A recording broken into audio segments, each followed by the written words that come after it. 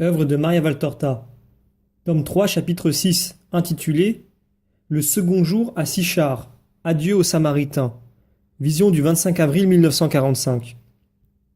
Jésus dit aux Samaritains de Sichar: Avant de vous quitter, car j'ai d'autres enfants à évangéliser, je veux vous ouvrir clairement les chemins de l'espérance et vous y engager par cet encouragement. Allez, et soyez sûrs que vous parviendrez au but. Aujourd'hui, je ne vais pas citer le grand Ézéchiel, mais le disciple préféré de Jérémie, le très grand prophète.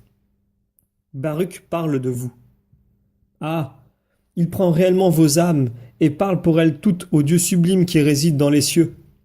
Je parle bien des vôtres, pas seulement de celles des Samaritains, mais de toutes vos âmes, ô descendants du peuple élu, qui êtes tombés dans de nombreux péchés. Et il prend aussi les vôtres, ô peuple païen, qui pressentez l'existence d'un Dieu inconnu parmi les nombreuses divinités que vous adorez. Un Dieu que votre âme presse être l'unique et le vrai, mais que votre pesanteur empêche de chercher pour le connaître comme votre âme l'aurait désiré. Du moins, une loi morale vous avait été donnée, à vous les peuples païens et idolâtres, parce que vous êtes des hommes. Or, l'homme possède une essence qui vient de Dieu et qui s'appelle l'âme. Elle vous parle et vous conseille toujours de vous élever, et elle vous pousse à mener une vie sainte. Or, vous l'avez abaissé au rôle d'esclave d'une chair vicieuse, brisant ainsi la loi morale, humaine, que vous aviez, et devenant pécheur, même humainement parlant, rabaissant enfin l'idée de vos croyances et vous-même au niveau d'une animalité qui vous rend inférieur aux bêtes. Et pourtant, écoutez, écoutez tous. Vous comprenez d'autant mieux et par conséquent, vous agissez d'autant plus que vous connaissez davantage la loi d'une morale surnaturelle qui vous a été donnée par le vrai Dieu. La prière de Baruch doit être dans vos cœurs humiliée par une noble humilité qui n'est pas dégradation et lâcheté, mais connaissance exacte de la misère de sa condition et désir saint de trouver le moyen de les améliorer spirituellement. Voici donc sa prière. Seigneur, regarde-nous de ta demeure sainte et pense à nous. Tends l'oreille et écoute-nous. Ouvre les yeux, Seigneur, et vois. Ce ne sont pas les morts en enfer, ceux dont l'âme est séparée du corps, qui seront ceux qui rendent gloire et justice au Seigneur, mais l'âme comblée d'affliction, celui qui chemine courbé et sans force, les yeux défaillants et l'âme affamée de toi. Voilà ce qui te rend gloire et justice, Seigneur. Baruch pleure humblement, et tous les justes doivent pleurer avec lui en voyant et en désignant de leur vrai nom les malheurs qui, d'un peuple fort, ont fait un peuple triste, divisé et assujetti. Nous n'avons pas écouté ton invitation. Alors tu as accompli tes paroles que tu avais prononcées par le ministère de tes serviteurs, les prophètes.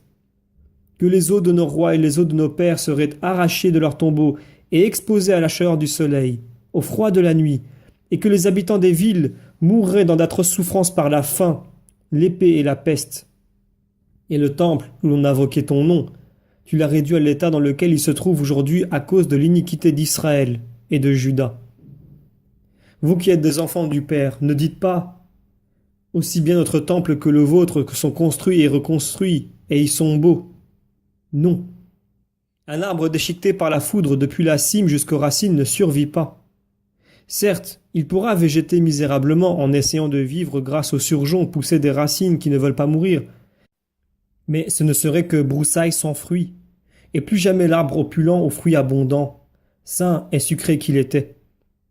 La désagrégation qui a commencé avec la séparation ne cesse de s'accentuer, bien que l'édifice matériel ne paraisse pas abîmé mais encore beau et neuf, et elle atteint les âmes qui l'habitent. Ensuite viendra l'heure où toute flamme surnaturelle sera éteinte. Alors il manquera au temple ce qui fait sa vie, car l'autel de métal précieux, pour subsister, doit être tenu en état de continuelle fusion par la chaleur de la foi et de la charité de ses ministres. Une fois devenu glacial, éteint, souillé, rempli de mort, ce ne sera plus qu'une pourriture sur laquelle les corbeaux étrangers et l'avalanche de la divine punition s'abattront pour en faire une ruine. Fils d'Israël, priez en pleurant avec moi, votre Sauveur. Que ma voix soutienne les vôtres et pénètre, elle qui le peut, jusqu'au trône de Dieu. Celui qui prie avec le Christ, Fils du Père, est écouté par Dieu, le Père du Fils. Reprenons l'ancienne prière de Baruch, car elle est juste. Seigneur Tout-Puissant, Dieu d'Israël, c'est une âme angoissée, un esprit ébranlé qui te crie: Écoute, Seigneur, et prends pitié. Tu es un Dieu miséricordieux. Aie pitié de nous, car nous avons péché devant toi. Toi, tu trônes éternellement. Nous autres, nous périssons pour toujours.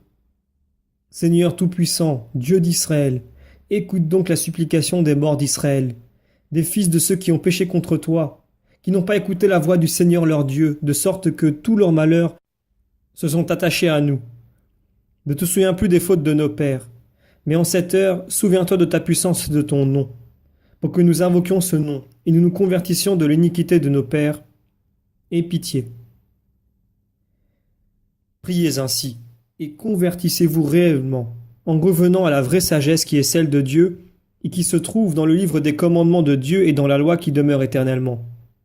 Aujourd'hui, moi qui suis le Messie de Dieu, je suis venu apporter de nouveau cette loi sous une forme simple et inaltérable aux pauvres du monde, en leur annonçant la bonne nouvelle de l'ère de la rédemption, du pardon, de l'amour, de la paix. Celui qui croira à cette parole obtiendra la vie éternelle. Je vous quitte, habitants de Sichar, qui avez fait preuve de bonté à l'égard du Messie de Dieu. Je vous laisse avec ma paix. Reste encore. Reviens. Jamais plus personne ne nous parlera comme toi. Sois béni, bon maître. Prie pour moi, toi qui es le saint.